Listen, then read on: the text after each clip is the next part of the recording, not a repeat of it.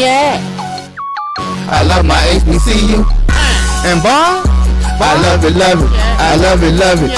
I love my HBCU. And man, I hope my team they won. Yeah. I hope my team they won. Yeah. Man. I hope my team they won. I hope my team they won. Yeah. I tune into the HBCU Sports Lab to see if my team won or lost. If they lost, I'm quiet as a mouse. But if they won, too tired. I'ma do the dab, yeah. Dr. Cavil, he know what he be talking about. Mike and Charles, they know what they be talking about. They compress the analytic data with the hip hop. If you know them like I know them, they gon' tell you if your team, if they won or lost, and who the ball. So listen to Professor, yes sir, and pay attention, cause he gon' teach a lesson. This is Dr. Cavil with Inside the HBCU Sports Lab with Mike Washington and Charles Bishop. As you see, Mike Washington is on assignment. Charles is not on assignment, and he should be in shortly. Well, I guess he is on assignment. That's what has him running late. And Drew was moving and boogieing down the road, as some would say, and he made it happen. Just traffic. So it wasn't boogie. It was slow boogie. Trying to make it happen. But with that being said, we're prepared to give you a great show in week number 7 for the major and mid-major divisions in terms of what that looks like on that side. But furthermore, this is inside the HBCU Sports Lab, so we want to make sure we do it correctly. And welcome you to episode 783 of Inside the HBCU Sports Lab radio show and podcast, the show that's covering the sporting HBCU dash for all things HBCU sports. For institutions large and small, from the NEIA to the NCAA, we share insights and information on the HBCU sports culture, HBCU athletic aesthetics to facilitate the story of HBCU athletic programs in the business of HBCU sports. I'm your host, Dr. Kenyatta Cavil, along with my co-host, Mike Washington, Charles Bishop. As you said, they're out on assignment. We should get a guest appearance of Charles Bishop, and we'll bring him right into the fold when he taps in. But with that being said, we are filming from our home studios and sending a signal live to KSOH 1230 AM studios with the Texas Radio Hall of Fame, as we like to remind you, multi-Hall of Fame is Ralph Cooper in the beautiful home of Texas Southern University from Houston, Texas. With that being said, how are you doing today, AD? Man, would you host an event on your campus as big as lacrosse, and your institution is not set up for lacrosse and all the adjustments that you have to make lacrosse possible in your stadium, from painting lines to adjusting the scoreboard to adjusting the play clocks to proper times to just it's almost like setting up a homecoming, man. Right. That's what it is. It really is. That's why I tell a lot of folks when they talk about having more folks regular for home games, I'm not sure if they really understand what that looks like, because you would love to see what you see in homecoming for all of your home games or multiple home games for sure. But that stresses a lot of works on people if you're not. I won't see that. A lot of fans, let's just say. Let me qualify that, and probably the AD. But you're right. There's certain people in terms of workload that's like maybe not. But even with that said, let's get into some news of the day. But before we do that, we do have a final, as we like to do on our Thursday show, even though we focus on the men's updates in terms of mid-major and major division poll rankings. Throughout the show, we give the updates for the women's showcase on Thursday, and we have a final game that tipped off early, which was Alabama State at Bethune-Cookman, and it was a widespread game for a while, but at the close, the Hornets just get out of Daytona with the victory. 61-60 is the final of that game, final score, I should say, of that game. We do have an update with Texas Southern on the road trailing to UAPB at 6 minutes and 8 seconds left in the second quarter. They are trailing 20-24 in that matchup. You also have a tip-off in Tallahassee.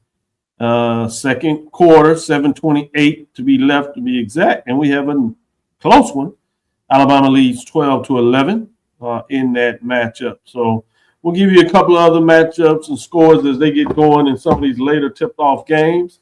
But with that being said, are there some updates that you wanted to provide us from a news perspective, AD? That I want to provide? The one that everybody's been waiting on since mid-December from Morehouse? Heck yeah, is one I want to provide. Because I'm tired of everybody asking me about it. Well, let's let it go.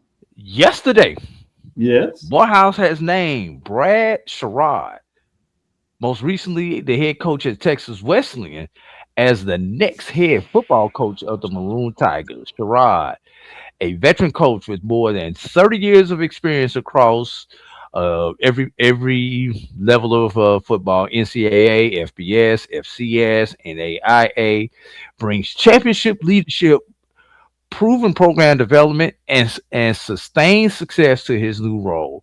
Sherrod arrives at Morehouse following a 2-season run at Texas Wesleyan, where he posted a 17-6 overall record, including a 10-1 mark in 2024, and guided the Rams to not one but 2 NAIA playoff appearances. And in that 10-1 season, Dr. Cavil, they went 8-0 in the Sooner Athletic Conference, home of our beloved HBCU, the Langston Lions. Yeah, I like that. Also, don't forget the Texas College Steers are in that conference. That is correct for football. I forget they're in there for football. Yeah, for sure, for sure. So fascinating when you talk about that matchup, and I think that's a good point that you put it out there, because some people will ask as the long and a lot of people are into this point where you think you're bringing in NFL individuals, so people may have anticipated that. So when you have somebody that has certainly the accolades and the metrics behind in terms of what they're done, people will say, who is that? And I think you did an excellent job of making the correlation in terms of where he went, where he was, I should say, at the NIA level in the HBCUs that were in that conference in terms of Langston. And they played some football, good football, kind of dipped down the last couple of years. But in terms of what your new coach brings to the table, that may be a little bit of the reason why. And obviously, Texas College, they had a pretty good season last year, not so much this year, gives you some of that HBCU connection, certainly thinking about the state of Texas. So it'll be fascinating to see what type of work he can get done in terms of what it look like. Who put some up? Oh, Lord. I have no comeback for that. I have no comeback. There's Somebody is a little bit accurate, so we'll talk about that. So since there's no comeback for that, Dr. Cavil, I'm just gonna spin the subject and just say introductory press conference will be held at 10 o'clock Eastern time on Monday morning. Good stuff. I want to give a shout out to men's basketball players.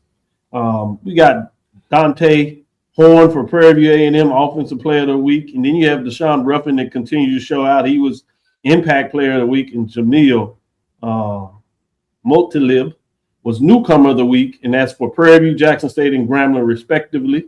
Give you what took place. I got to see Dante Horn on Saturday. And that game he had against Southern, if he had just a little bit of help, it would have been one for the record books where he put up 40-some points. But his combination really showed out for him with the victory that he was able to get against Grambling on Monday.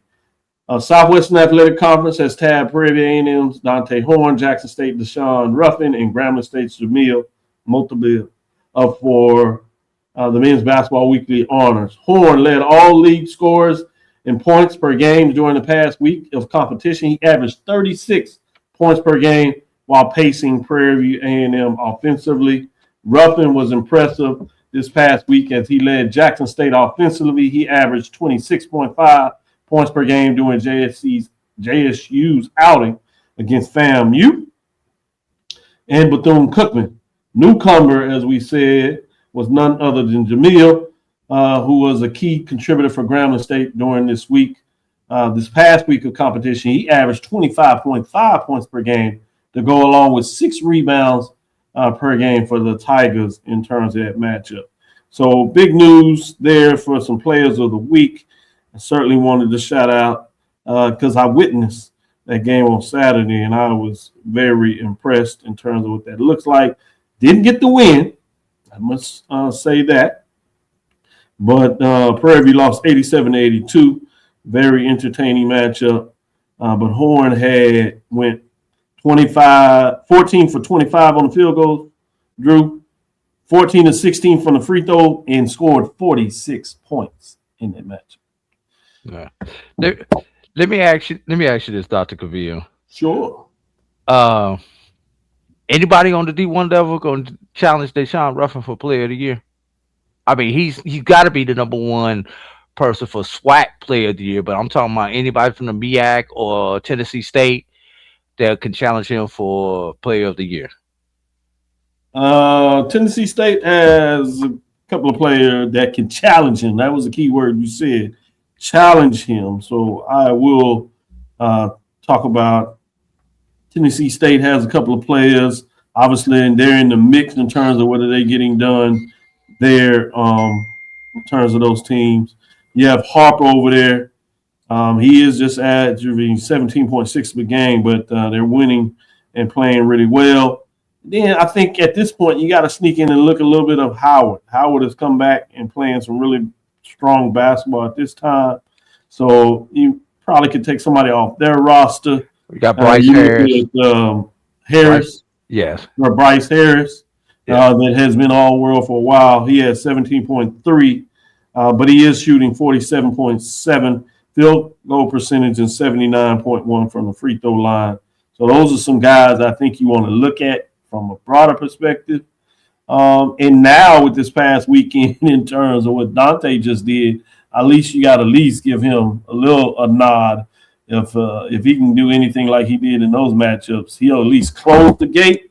But I think your greater point, Ruffin is in that driver's seat, and I'm not sure if somebody's in the passenger seat to just give you a greater point.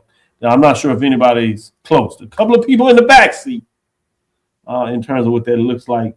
And with him missing a couple of those games probably helped at least put them in the mix. But, yeah, you're right. Ruffin he's nice. He's nice. Yeah. With that being said, let me go back to you and ask you some other news. You want to give it the MEAC players of the week? Yeah, but while I pull that up, no, I've got this thing called a big lacrosse event going on my campus this week, Blue Jackets. So I had to stay back while the team traveled to Kentucky State to play for that all important seeding as we get ready for the SIAC tournament, as this is the last scheduled weekend in the SIAC, but there are multiple makeup games next week before the first round opens up on the 28th. I did want to say that Harper is shooting 48.4% on his field goal, as I gave the numbers for Howard over there, and then he's shooting 84.8% free throw percentage from the field. So nice stats in terms of what they're getting done there. When I gave it for Bryce, I wanted to make sure I shared it for Harper the second as well. That being said, you want to stay over there in the MEAC and give some updates in terms of their players? Yeah, and you mentioned Bryce Harris, so it's kind of appropriate that we go into the MEAC players presented by I set that up. That was pretty Wells Fargo, because Howard University guard Cedric Taylor III, where have I heard that name before? Oh, yeah, that's right. He used to play at Morehouse. Was named Player of the Week. Teammate Bryce Harper earned Defensive Player of the Week honors. Coppin State University guard Davion Leitner was Rookie of the Week. Taylor's averaged 20 points per game, shooting a perfect 16-16 from the charity stripe, and 9 boards, 8 assists, and 4 steals across 2 contests. Harris anchored Bison defensively in conference and non-conference play, totaling 10 boards, 4 steals, 5 blocks on the week. He also added 15.5 points and 6 assists just to show he could do it from the offensive side also.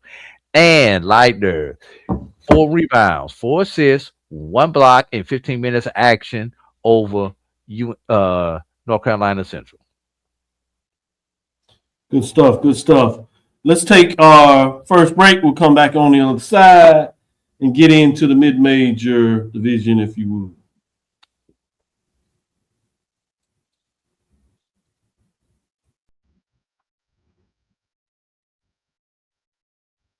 For over 30 years, HBCU Image has been more than just an apparel store. We've been a movement, a statement, a legacy.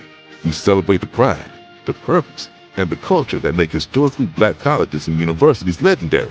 Whether you're a student or a lifelong supporter, our gear lets you wear your HBCU stories with confidence and style. Because when you wear HBCU Image, you're not just wearing clothes. You're wearing culture. You're wearing pride. You're wearing purpose. HBCU Image, a Kenny T's company. From cancer care to accidental injuries to cardiac care, we all know that there are times that you can't control what happens in your life. But with Globe Life Family Heritage, you can be prepared to weather the storm when it comes. Call Dr. Beverly Eagle Rogers at 877-300-8269 or visit the website at globelifefamilyheritage.com.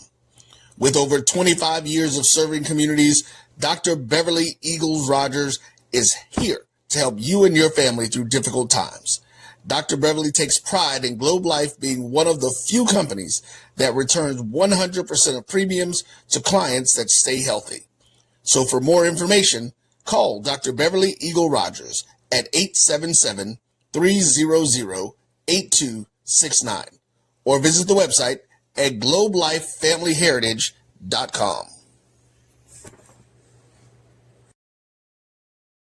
Are you hungry for authentic Caribbean food like jerk chicken, oxtail, red snapper, shrimp, tofu, and rasta pasta? Well, find your way over to Mango's Caribbean Restaurant, 180 Auburn Avenue, right next to Royal Peacock in downtown Atlanta. Them belly full, but we hungry. Mango's Caribbean Restaurant, open daily from 11 a.m. to 10 p.m. And on Friday and Saturday, we're open till 4 a.m. Come to Mango's and put some spice in your life. So we've got a good thing going. Mango's Caribbean Restaurant, 180 Auburn Avenue, right next to Royal Peacock in downtown Atlanta. For more info or directions, call 404-698-3992 or log on to mangoscaribbeanrestaurant.com. For instant coupons, text MANGOS to 313131. Tell your mama hungry, papa hungry, brother hungry. Mango's Caribbean Restaurant, authentic Caribbean cuisine. Open up the door, tell your mama hungry. You're looking for the latest information on Southern University sports, the Southwestern Athletic Conference, and HBCU athletics. There's only one place to go. Tune in to the Carlos Brown Show, exclusively on the Black College Sports Network. Compress the analytic data with your hip-hop. If you know them like I know them, they gon' tell you if your team, if they want a law, and who the ball. So listen to Professor, yes sir, and pay attention, cause he gon' teach a lesson. This is Dr. Ville with Inside the HBCU Sports Lab with Charles Bishop and A.D. Drew. As we get into the mix, let's get into the mid-major division as Charles is perfect timing to see what he thinks about my top 5 on the mid-major division. Drew, what you got? Perfect timing. Doc, I was tardy. Charles was late. Charles was late today. Hey, man. It's like the professor coming into the classroom and somebody pointing the room. Hey, y'all sign in. It's good to have you here. No, he was late. We're going back to I'll take that today. I was middle late. school. We're talking about, nah, I'm trying to get my points. I need my extra points on the quiz. With that being said, let's pull up the rankings and see what took place this past weekend.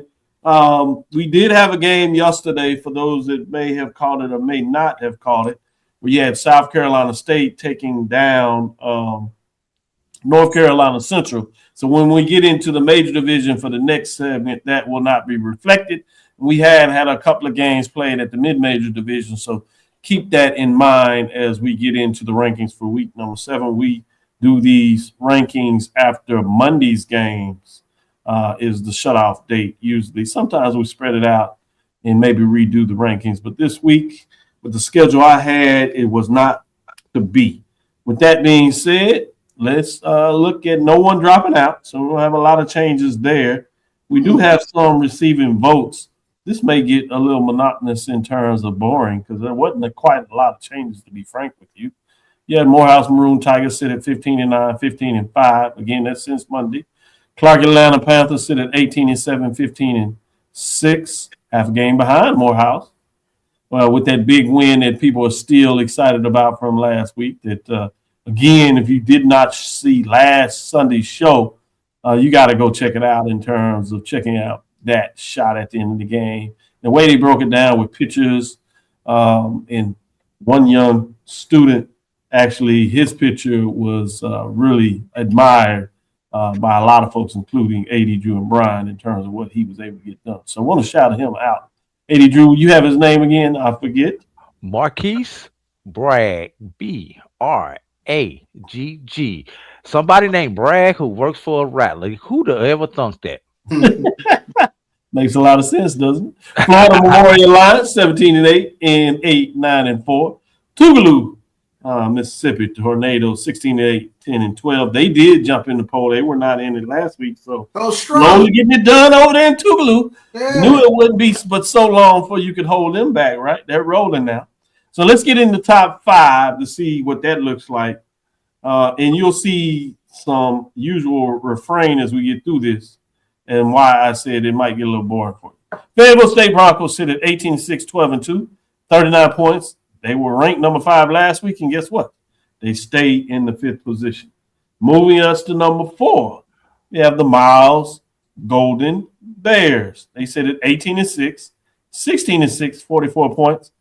Guess what? They were ranked 4th last week and remain in the 4th spot. Looking at number 3, do we get some changes? No. Tuskegee Golden Tigers sit at 18-7, 17-5. 53 points, and as I said, no changes. That means they stay in the 3rd position. Number 2, we had changes last week. Did we get something in the mix? No, it is Langston Lions for the 2nd consecutive week. They sit at 21-5, 16-4. They do have 3 first-place votes, which is 1 less than last week. 67 points remain in the 2nd spot.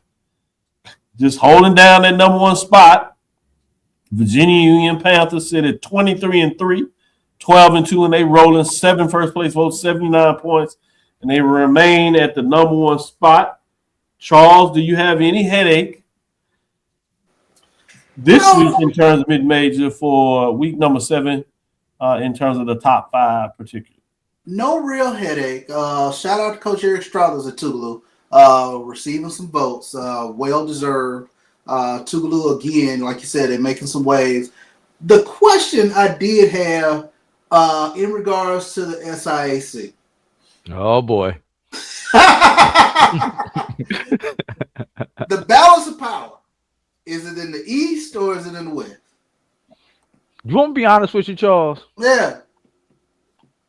Once you get past the top in both of them, that's a little bit of a drop off between 2 and 3 on both sides. So we really don't know where the balance of power is. Now the East is a little bit, the West is a little bit more top heavy as far as the accumulation of wins. But on the East side, Savannah State is in the mix on the East, but there's a big thing now. Right now, and I hate to say this, I really hate these words that are getting ready to come out my mouth. When we cross over in a divisional, the West has a slight advantage over the East. Okay. That's I was curious after I looked through some games and whatnot. Yes, I will say that I think the West has a slight advantage over the East when it comes to it overall head-to-head matchup, especially at the top. Okay, that's fair. Yeah, good stuff. Mm-hmm. Great breakdown, great question, Charles. I'm with AD. I don't think there's much difference in the mix. It'll be interesting if we'll get any payoff in the tournament, maybe lean one way or the other. Although sometimes in the tournament there can be a mixed bag in terms of whether that's really selling you. At least we'll have some more data points on some crossover matchups to see what that looks like. It's usually after the first day when you're able to tell. Yeah, I agree. You know, how many is it 4-4? Is it 5-3? Is it 6-2? That's when you could tell where there may be the potential balance of power may be. Okay. Yes. With that being said, AD Drew, what do you think of the top five? I got one big beef, Dr. Cavil. Uh-oh. Miles beat Tuskegee Saturday. I don't know if your voters got the memo. I know Tuskegee's in first place, but Miles beat Tuskegee. I know Tuskegee is the only SIAC team that made it to the first regional rankings, but you can make an argument for Miles because Miles beat Tuskegee. That's true. What was the final score of the game? I think it was because they split on the season, right? Yes, they split on the season. I want to say it was like a 3 or 4 point game. I do not remember what that final was, Dr. Cavil. 66-60. Yeah, all right, so it was 2 possession game. Yeah, and overtime. Yeah. You also have to remember Morehouse beat Tuskegee a couple of weeks ago. That's true. Morehouse beat Miles a couple of weeks ago. So and Morehouse beat Clark Atlanta, who's behind them. So do you consider could you squeeze Morehouse in with one of those, especially considering the fact that Miles beat Tuskegee?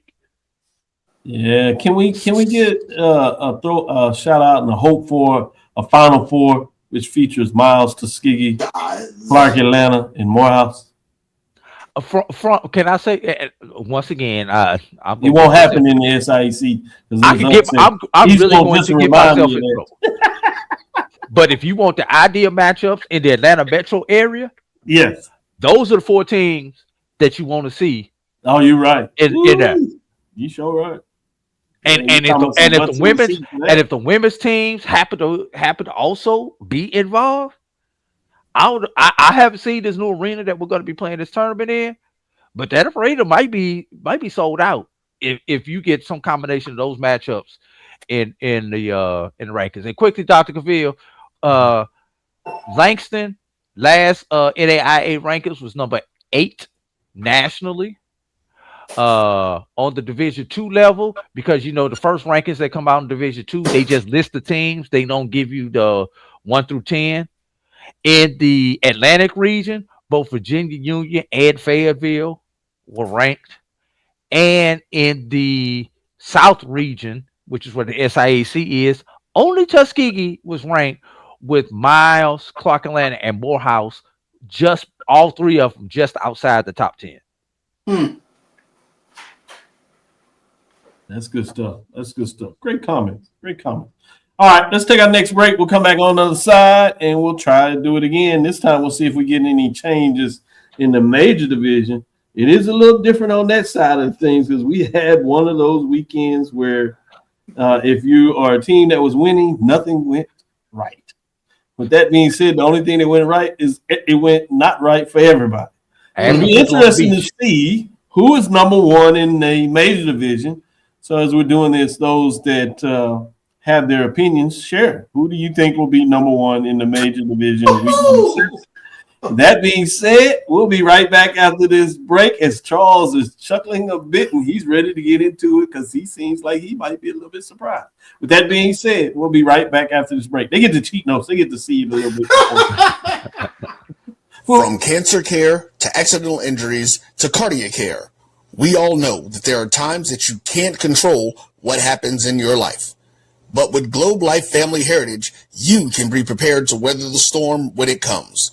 Call Dr. Beverly Eagle Rogers at 877-300-8269 or visit the website at globelifefamilyheritage.com.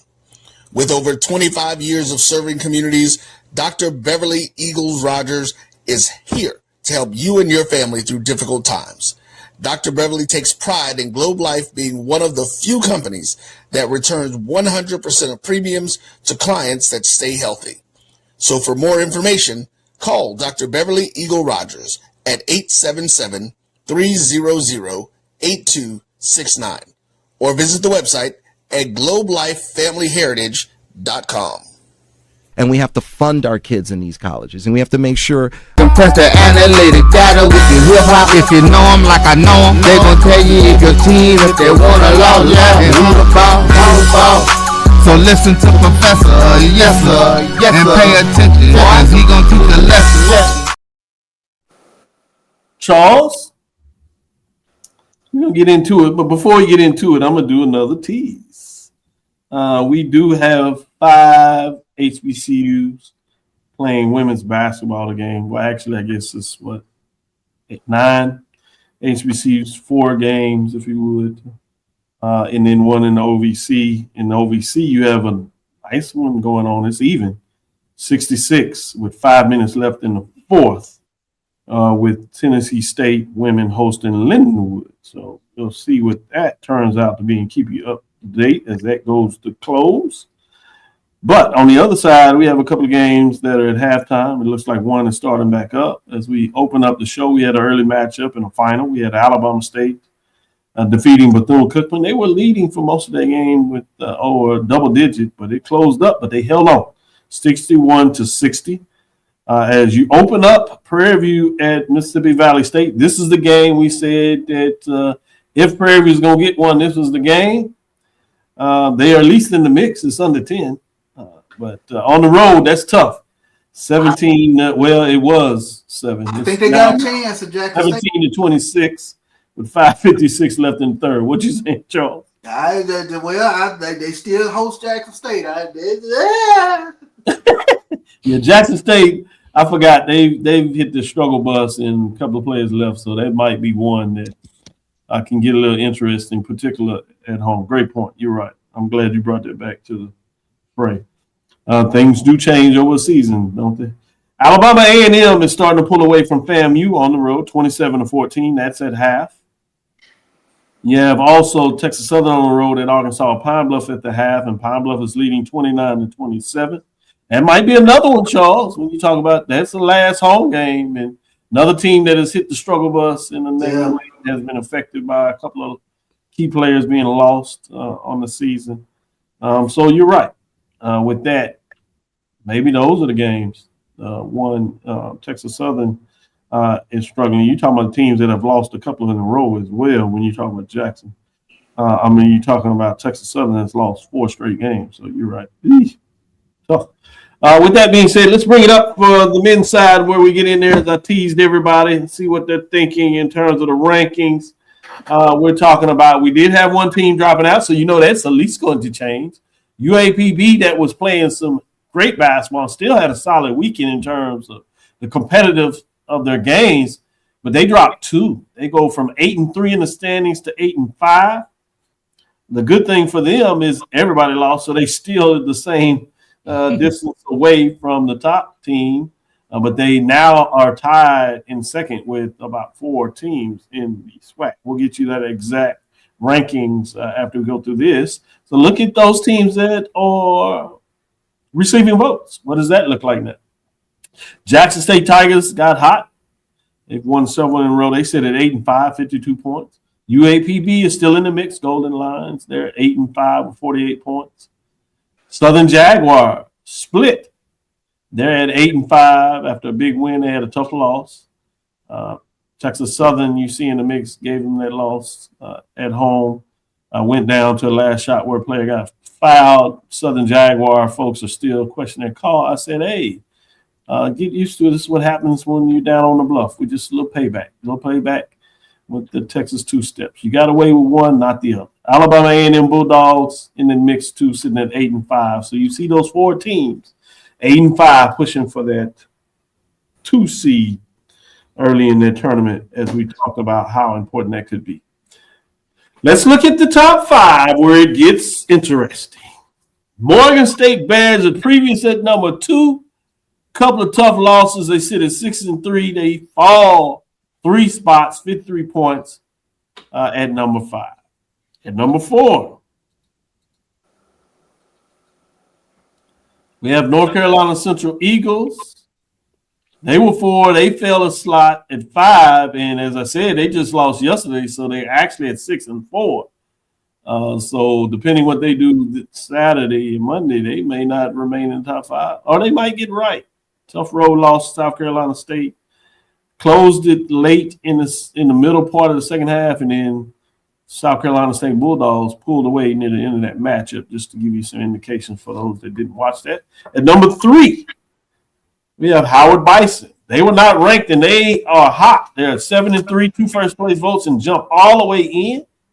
Some people think they should have been number 1, but they can't do that on this poll rankings. They do jump back in the mix, not ranked, and they're at number 2. Yeah, Charles, some people voted them number 1. In fact, 2 people voted them number 1. I did. Number 2. Exactly.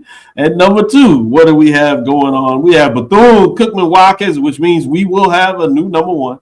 They do hold on to 3 first-place votes, 2 losses this past weekend. Tough losses, their trips to Alabama as it got done. 10 and 3. They're fighting a little bit of injury bug, so it'll be interesting to see what that means to close out the season. 3 first-place votes, 99 points, and they do lose that number 1 ranking in week number 7, which means the new number 1 this week, Tennessee State Tigers, 11 and 5. They're pushing forward. 5 first-place votes, under 5 points. Previous ranked 4. One of the teams that were kind of steady. They move up to the number 1 ranking. It'll be interesting because all these teams had wins, lost. Some had 2, some had 1. But nobody really were able to break it down and get 2 wins consecutively to kind of shut things down. With that being said, let me go to Charles. It is him and hawing already. Let's see what he actually has to say. So Morgan State loses 1 and they fall 3 spots, right? And Tennessee State loses 1 and they number 1. What did Howard do wrong? And they won 2. They just weren't ranked, huh? They weren't ranked. And just enough people are not fascinated. This is one of those things where, to me, you really look at the first place votes. Okay. So you're right. There's some people that clearly say that they should be number 1. In fact, there's 2. And you have 3 people that think Bethune-Cookman should have still stayed number 1. Yeah. And you just had some people that were so fascinated, probably that already loved Tennessee State. And this was just the time they decided, since everybody else faltered, that they were going to get their first place to Tennessee State. So I think it's a little bit of mixed bags. I think this is just one of those anomaly weeks where I think what you're saying is correct. You could chop this up.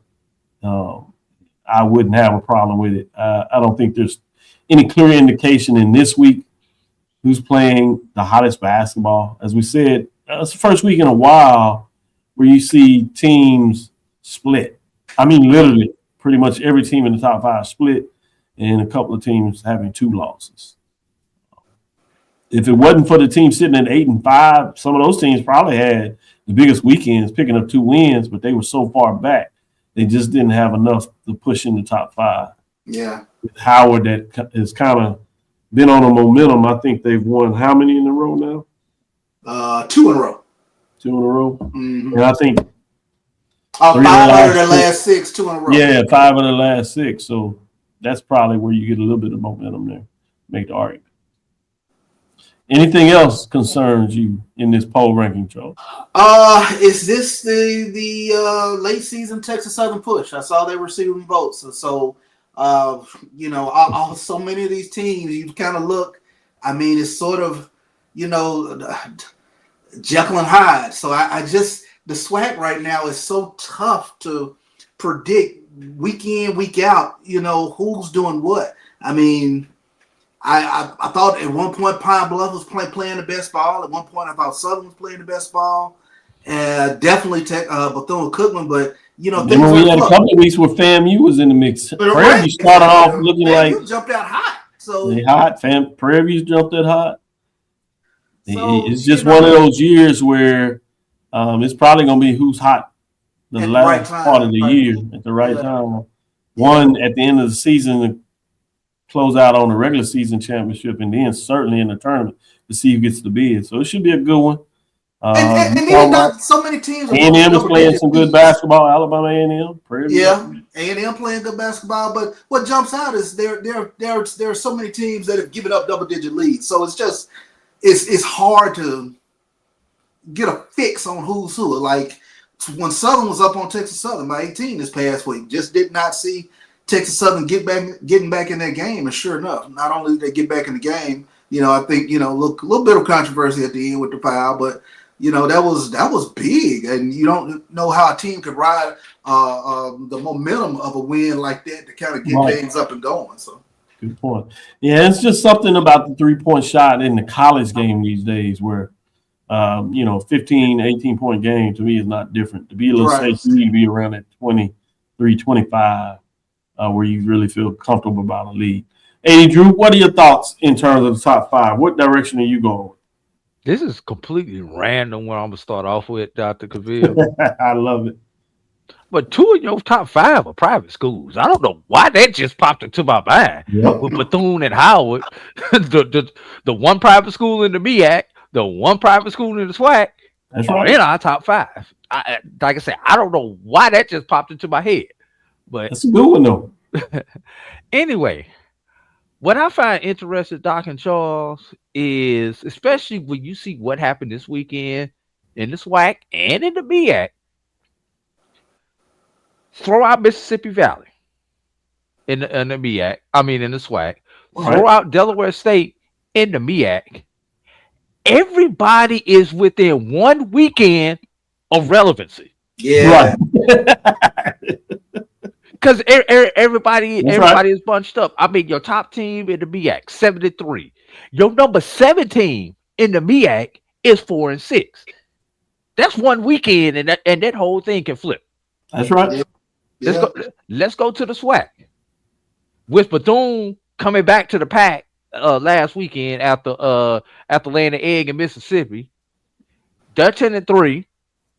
You got a quadrant at 8-5. You got another couple people at 7-6.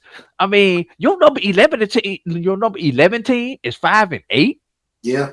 1 weekend can flip this whole thing. And as we get this close to tournament time, that's a lot of anxiety that people have. Do I need to plan on Monday? Or do I need to prepare because I'm gonna be resting until Thursday? It's in the back of their mind. Obviously, the most important game is your next game, but somewhere out there, somebody's putting this stuff in these kids' ear. They're asking these coaches about it. The coaches are saying the right thing, but it's just amazing that at this point in time in the season, you usually have a lot clearer picture of what your tournament is going to look like. Right now, 1 weekend, and you've got to change hotel plans. Yeah. Good point. The other thing you talk about is as deep as the SWAC is, they only have 1 team in the top 5.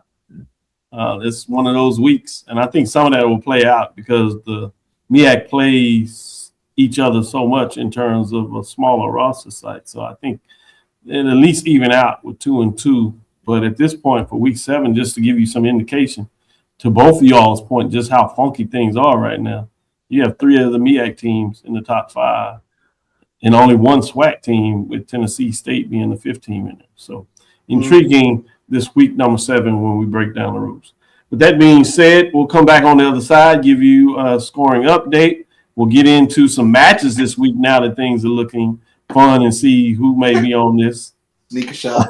Sneaker shop talk. He's feeling the poll ranking in week number 7. I feel you. I wonder if he's one of those voters that made sure that they got Tennessee State got that 5th vote there. Him and his best friend. Yeah, I know, right?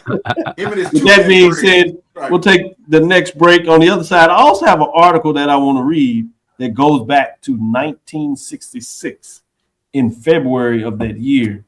February 12th. So we're really talking about literally a week ago in 1966. So stick around so I can give you an update of what that is. Building Big Name on Court is the name of the article coming out of the Pittsburgh Courier, Charles. We'll be on the other side and give you a little tidbit of what that really is. Stick with us. We'll be right back after this last break.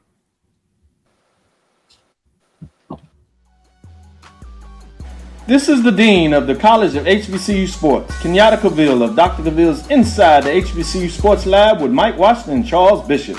Come mix it up in the lab where the course lecture is in session every Tuesday from 6 o'clock p.m. Central Standard Time on Facebook Live, YouTube Spreaker, or the BCSN app, as we discuss all things about the HBCU sports culture, including exploring the week that was in the sporting HBCU diaspora, as well as the upcoming week of HBCU sports. With me, the Dean, the College of HBCU Sports, on Dr. Cavil's Inside the HBCU Sports Lab with Mike Washington and Charles Bishop. Course lecture dismissed. It's never too early to plant the seed, to share the tradition, and instill a sense of pride in your HBCU with your little ones. HBCU Pride and Joy Children's Boutique helps you share your school spirit with a wide selection of adorable kids apparel and accessories officially licensed from your favorite HBCU. Visit hbcupridejoy.com and follow us on all social media at HBCU Pride Joy on Facebook and Twitter. When it comes to professional learning, teachers deserve better. From the leader in online learning, Stride brings you the Stride Professional Development Center, an on-demand library of mobile-friendly courses that gives teachers choice and flexibility, allowing them to learn anytime and anywhere. Our dynamic courses provide bite-sized learning and help educators advance their knowledge while also gaining professional development hours. It's time you take charge of your learning. Visit us today to get started. For over 30 years, HBCU Image has been more than just an apparel store. We've been a movement, a statement, a legacy. We celebrate the pride, the purpose, and the culture that make historically black colleges and universities legendary. HBCU Image, a Kenny T's company. Test the analytic data with your hip hop. If you know them like I know them, they gon' tell you if your team, if they wanna lose, and who the ball. So listen to Professor, yes sir, and pay attention, cause he gon' teach a lesson. This is Dr. Cavil inside the HBCU Sports Lab. Let's get into some scores, give you some updates in the SWAC in terms of what's taking place with the women scores thus far. Valley has pulled away from Prairie View, so we look like we're safe there. 41-25 with 1:14 left in the third. Alabama A&M still has a solid lead over FAMU. That's 30-10 with 6:34 left in the third as well. And Arkansas Pine Bluff is up over Texas Southern by 9, 40-31, 4:19 left in the third. So we'll see if we need to give you any updates, as those are pretty good spreads at this point, at least, with essentially a quarter and a half left in those matchups. I got two men's match where actually one has started, one's about to tip. Albany State and Allen are about to tip off, and the Morehouse and Kentucky State, Morehouse 21, Kentucky State 10, 11:45 remain in the first. Go House. All right. We do have a final out of the OVC with the Tennessee State ladies losing to Lindenwood 75-70. Couldn't find a way to pull it out in terms of that matchup. I did want to get into some of the matchups this weekend. We'll start with the MEAC, if you would, in terms of the men's games, what that looks like for the MEAC. You have on Saturday, North Carolina Central at Howard, South Carolina State at Norfolk State, Delaware State at Morgan State, Maryland Eastern Shore at Coppin State. Question of the day is, I'd like to ask you all, which of those four matchups, or two, have piqued your interest, particularly just how things have happened over the last week?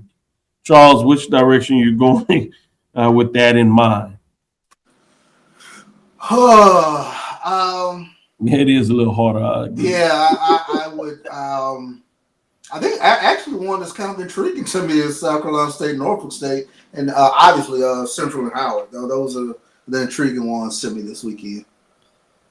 I'm glad you did say the South Carolina State, Norfolk State from this perspective. That game is on ESPNU, so those that want to check it out, it's at 3 o'clock Central Time. You can check it out, ESPNU, the matchup between South Carolina State and Norfolk State, with Norfolk State gaining some momentum. They've won 3 games straight. You have South Carolina State that did pick up the win yesterday we talked about. So I can see where there's some intrigue in that matchup in terms of they're even in the loss column with Norfolk playing 1 additional game, so have an additional win. With that being said, AD Drew, what are your thoughts in terms of what you see of those 4 matchups in the MEAC? Yeah, can I move to Monday night? Because that's the matchup that really intrigues me to be at. Yeah. And I'll do them quickly. Howard, Morgan, South Carolina State, Maryland Eastern Shore, Central, and Delaware State, Norfolk, and Coppin State. And it has to be Howard, Morgan. It has to be Howard, Morgan on Monday night as the primetime matchup for me. Yeah. I like that. I don't know what's going on with my ESPN thing. I don't even have the Monday names listed. So that's why I went straight to the MEAC, MEACsports.com. So that's what I'm looking at. So I appreciate it. You keep me on sharp there. Let's go to the SWAC and see what's going on over there on the men's side of those games for Saturday. We do have 1 men's game today with Bethune-Cookman. I guess that's why they played the other game early. Maybe that's some type of makeup there. But Bethune-Cookman is leading Alabama State 20-5. So Bethune-Cookman is looking to get well real quick. They got a little excited in that matchup. But in terms of Saturday, you have rivalry matchup, Jackson State at Alcorn. It's in Lorman, so that makes that intriguing, if nothing else. They always go at it, but something special when it gets down there. You know, the clock stops, different things. You know, you think you're in Baton Rouge. It just is weird. Oh, did I say that? Never mind. You have Alabama A&M at Bethune-Cookman. If that's any indication of how Bethune-Cookman is bouncing back, that could be interesting maybe. We'll see what you gentlemen say. Texas Southern and Mississippi Valley State. Valley on the men's side is working through what Prairie View is on the women's side. Can they get the victory as the season closed? Looks like those games are getting a little more spread than they were playing earlier. You have Alabama State at FAMU. Another rivalry matchup has the Bayou Classic on the hardwood. You have Grambling at Southern. You have Prairie View at Pine Bluff. That's an intriguing matchup in terms of who's not. But enough of me giving my opinion. I want to go to Drew and get his. Let me start off with this, Dr. Cavil. Sure. Because of the schedule flip and a lot of double headers tonight on the men's side, that's gonna be 4 games in 8 days for a lot of these guys. So and it's gonna be for a couple of teams. They still have a Monday night game, probably a makeup, but you know, one that Valley at Grambling. I'm glad you pointed it out. Yes, sir. Yeah, but it breaks up the routine. If you got and this time, and we knew this was coming. We knew this was coming with the schedule, but you still breaks it up to you. Yeah, you've probably still got into your routine. We play on Monday night, okay.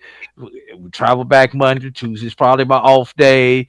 Light workout, just get some shots up on Wednesday. You get more back into it Thursday and Friday. Now, even though you don't practice that hard this time of the year, it's more walkthroughs than actual practice. It's still these kids get into a routine. These coaches get into a routine. That's the first thing I wanted to point out. But if you want to talk about some matchups that I'm looking forward to between tonight and Saturday, Dr. Cavil, tonight got to be the ag schools playing each other. Alabama A&M, Florida A&M. I like that. Tonight, battle of the 1890s. But Saturday, come on now, and Charles, I'm not gonna steal your thunder. I know Alcorn Jackson State is probably going to roll off of your tongue, and I'm really, I'm really interested in that. Just because it's Alcorn State and Jackson State, you know, you've got to pick that one up. But can Bethune get back into the winning business? Yeah. That's the question. Lost 2 in a row. If they drop one tonight, oh my God, it's gonna be pandemonium on the beach. They gonna throw somebody from the beach into the ocean. That's all I'm gonna say. Good stuff. Good stuff. Charles, what are your thoughts? Texas Southern Arkansas Pine Bluff is intriguing tonight. I thought about that one. Yeah, that one jumps out for me. You mentioned Alabama A&M and Florida A&M. I think that's one that I'm paying attention to. And then obviously Saturday, actually, I'm calling Jackson State and Alcorn. So that one is actually going to be, I think, a fun one. Always fun out on the reservation when Jackson State gets down there. When's the last time you've been on the reservation for a game, Charles, for basketball? For basketball, oh gosh, you got to go back to the school, huh? Yeah, it's been a second or two. Maybe I want to say maybe 2013, 14, something like that. But it's been a second or two since I've been down there for basketball. So I'm really looking forward to that. That is a real raucous environment, atmosphere. It really is. I kid because I care because it's a great environment. Oh yeah. And then I think Grambling Southern. That's the one on Saturday that is intriguing to me. Yeah, and all of them with those teams bunched up are important games more than that. If you give me a little luxury before we close out the show, I teased out that I wanted to talk about this article from 1966, February 12th, literally a week ago, 12 years ago. I wanted to show you that I got it out of the Pittsburgh Courier, so that's what we posted up here. Don't worry about the view because I'm going to read it for you. Building big names on court. This is, although it's Pittsburgh Courier, it was written out of Atlanta, Georgia, long forgotten of those years prior to 1934, when all major Negro college athletic associations and conferences depended solely upon the visitation season to establish conference and national champions. Today, for the 12th straight year, the Kingpins aim for perfect going past 2 tournaments.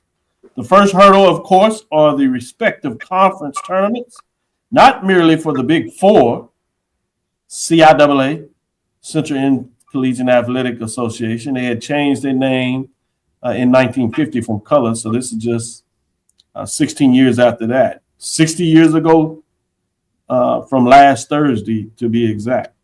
The SIAC, Southern Intercollegiate Athletic Association, the SWAC, Southwestern Athletic Conference, and the MWAA, Midwestern Athletic Association, that many of us know as the Midwestern Conference or the Midwestern Athletic Conference, as it had 3 different nomenclatures during its 40-year reign. But for the Little Four, first time I had heard the breakdown in this combination, so it was fascinating when I read that, which is the SEAC, the EIAC, the SCAC, and the GGAC as well, referred to as the Little Four. I've heard some of these combinations: Southern Eastern Athletic Conference, the Eastern Intercollegiate Athletic Conference, the SCAC. I've seen that name before, but it skips me right now. But I've never heard of the GGAC. I'd have to go a little deeper to bring that to you. But I wanted to share our history today.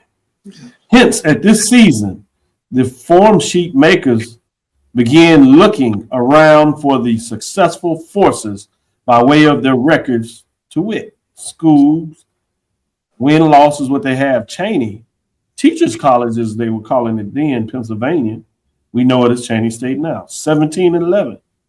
South Carolina State out of the SIAC, 13-1. North Carolina A&T out of the CIAA, 11-1. Grambling recently have joining the Southwestern Athletic Conference, previously under the Midwest Athletic Association, which you can understand when you hear these teams why that conference was deep at that time. Mm-hmm.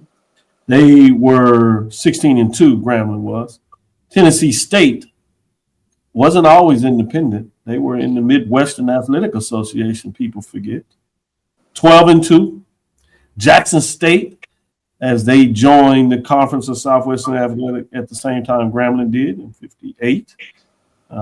They were 15-3 at that time. And you had Central State of the Midwestern Athletic Association, that it was 11-3. The article goes on and says, while there is no guarantee whatsoever that the 7 teams presented here by any stretch of the imagination will wade through their respective tournaments for NAIA NCAA showdown. They had made great strides last watch. 4 of them had found places in the UPI ratings. Last week, when Grambling was ranked 3rd, Tennessee rated 6th, Cheney was 8th, and Central State took the 9th spot. At the top, of course, looms Southern Illinois at 11-3, historically white college university, as I refer to them for those that are thinking about that. Thanks to an 84-71 rout of Coach Harold Hunter's ambitious Tigers of Carbondale, Illinois. The Salukis 5 must be a barn burner. In fact, if it can jolt the Tennesseans in that fashion, other teams listed by UPI were North Dakota at 16-3. The second slot perennial Evansville, Indiana College. 4th, Valparaiso, 14-3. 5th, Kentucky Wesleyan, 12-2. 7th and 10th place were Oglethorpe, 15-2 of Atlanta, Georgia. You had Alcorn College's basketball Braves. Yeah. The 13-4 compact at last week's summoning is considered an even-up rival with Grambling and Jackson State for the 4th coming Southwestern Athletic Tournament. It is possible that some unknown stumblebum, like the lowly 1947 Virginia State Trojans, will get hot in the manner that Harry Jefferson's historic club did and burn up the floors. The wonderful thing about it all, however, is the great image of Negro college basketball coaches have managed to create as producers of championship NAIA caravans at Tennessee State, at Texas Southern, at Central State, at Prairie View, and Grambling since 1954. The Negro College Tournament idea came into being 20 years previous at Tuskegee, where the late Chief Aikens favored Reeves, McNeil, Ray, Kenny, Johnson 5 bowed to the late coach Robert S. Abbott. Williams, Robinson, Downs, Green, Adams, Giants, who in a sudden inspiration wiped the backboards clean. Clark had prevailed during the visitation, 54-41 in Atlanta, 50-44 at Tuskegee. Actually, the modern age commenced in Atlanta at the City Auditorium in 1924. That's your history lesson for the day. Exactly 60 years from last week on the 12th, as this article was written, February 12th in 1966 out of the Pittsburgh Courier, coming from Atlanta, Georgia. We'll tease these out every once in a while. I'm doing a project where I'm going back in the archives, looking at Pittsburgh Courier. I have a couple of other ones I'll send you all to tease out, and y'all let me know when's the next one I should provide you that. But before we go, I certainly want to get your comments. First, 80 Drew, let's read this one. Dr. Cavil is the great Wendell Smith who wrote that article. Yes, it is. You're right. Thank you, Emmett, for putting that to the point. I did fail to mention his name. Go ahead, 80 Drew. Wow, Dr. Cavil. I'm just sitting up there listening to that, and I'm gonna have to do somebody gonna have to do some deep diving on those conferences that you mentioned. Yeah. And who were the schools in those conferences? That's number one. Correct. Number two, help me I out. don't know. What was that, Dr. Cavil? No, I'm glad you mentioned that because that's one of the projects I'm looking at. So I'm asking for help. The other part before you get going is looking for the missing history of the SWAC in terms of the 30s, 40s, and 50s, where we do not have those records. If you go to the SWAC website, because some of that archive material was burned over a period of time, we've lost it. It only goes to the mid 50s and 60s, and I've tracked down some of it, and I feel comfortable. Once I get real comfortable with that, I will present it to the Southwestern Athletic Conference to see if they would be willing to make an update to their records. I believe they will. And hopefully along the way, I'll be able to get some of that SIAC history, CIAA history that is done pretty well as we do it, and pay homage to the Midwest Athletic Association, which is kind of disappeared, which a lot of those stories and history of great programs. We need that information. We don't have that information for the private institutions in Texas of Wiley that dominated the SWAC football. You talk about Paul Quinn in there for a short time, but Texas College with some of those legendary coaches. So we'll continue to do the work, but please finish your thoughts, AD Drew. Emmett brought up something about Walt Frazier and Dick Gregory at SIUE. I actually have been to some SIUE versus SIUC basketball games with me being from St. Louis. And those who don't understand geography, SIUE Edwardsville is maybe 25, 30 minutes from downtown St. Louis into Illinois. So it's in the St. Louis DMA or the St. Louis metro area, just on the east side. And Carbondale is less than 2 hours away from St. Louis. So I have partaken in some of those. And at one point in time, I was working down in Cape Girardeau, Missouri, which is not that far from Carbondale. So I've seen that on both sides. But Dr. Cavil. Shout out to President Lane up there with the salutes at I was about to say, yeah. Yeah, but Dr. Cavil, you mentioned Council Lane, as they call him there.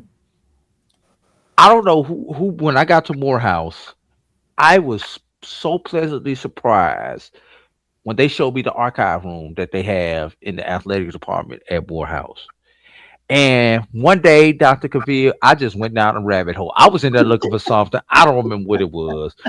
And let me explain this area. When I say this archive room, there are probably 15 to 20 4 and 5 drawer file cabinets in this room.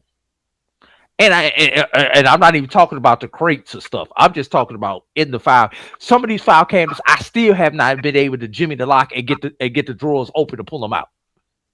But anyway, went down the rabbit hole. I was looking for something and just started grabbing old programs and media guides and blah blah yada yada yada. You know, I found a souvenir book. It was a media guide, the first 50 years of the SIAC.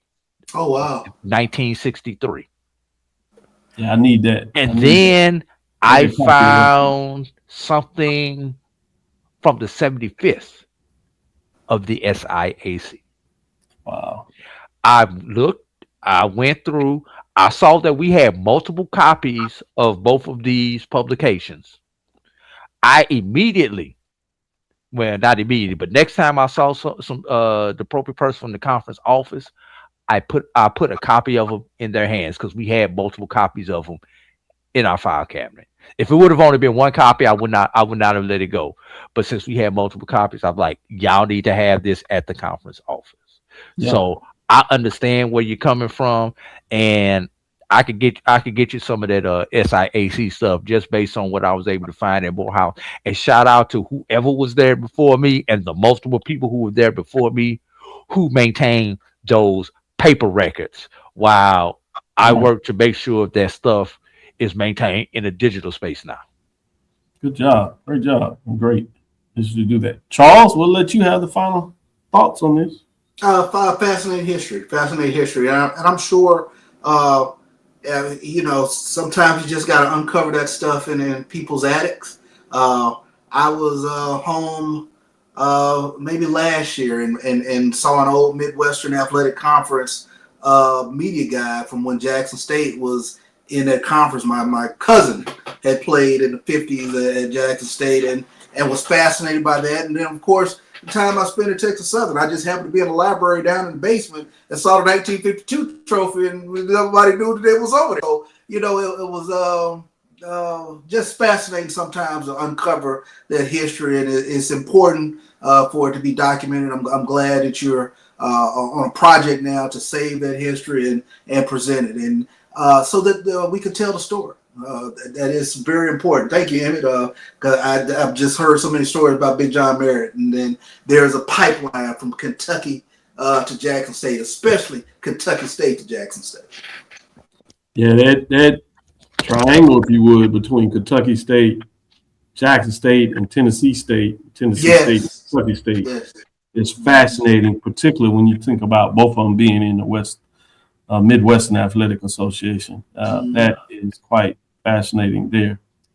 As Drew, I'm sure, went to grab maybe some of that history trying to find it, we will give some updates on some scores before we give our final closing thoughts here.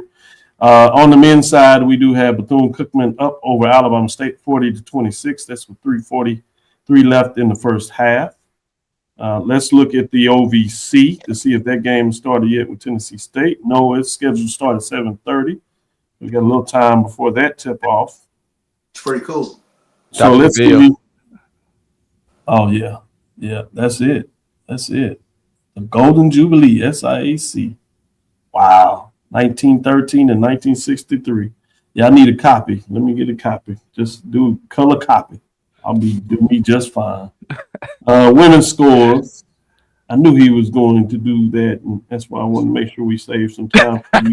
I'm like, I think I got it over there. Yeah, I was like, he's trying to get in them archives. You remind me of Dr. Carr when I watch his show in terms of going in those archives. Shout out to Dr. Carr, where I get a lot of my inspiration for the work that he does in terms of Africana studies. We do that now at Texas Southern University in our sport management program. When we look at that Africana studies framework that they use. So very important that we understand that our history doesn't start with just enslaved Africans here in the United States.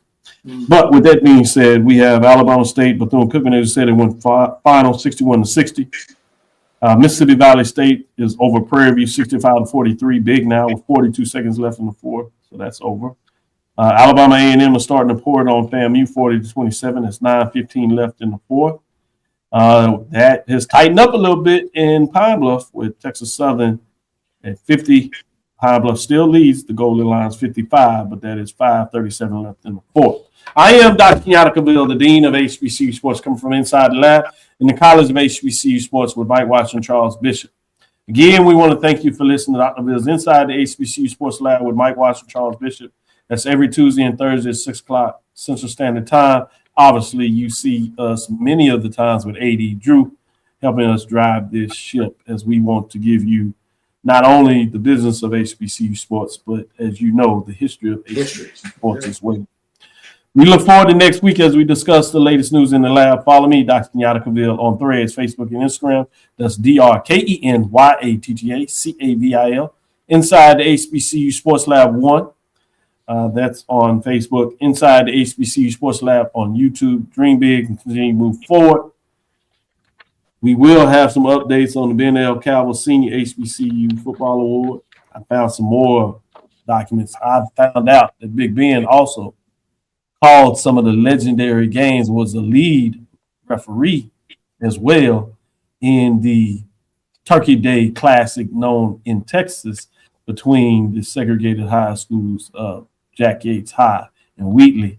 Oh, wow. Where all the individuals that they put in the newspaper, just to let you know how the culture was in this sphere of HBCUs and how it was connected to those quote unquote segregated historically Black high schools, is the fact that when you look in terms of the umpires that worked those games in the Negro newspapers, they would put in parentheses the college that they were attached to.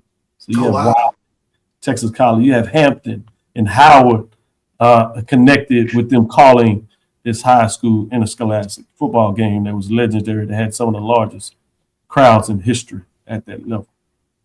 Dream big, continue to move forward. We will talk with you soon. Charles? Of course. AD? Nice Eastside Golf hoodie, Charles. Appreciate Lecture. Dismiss. I got my pullover is purple too. Shout out.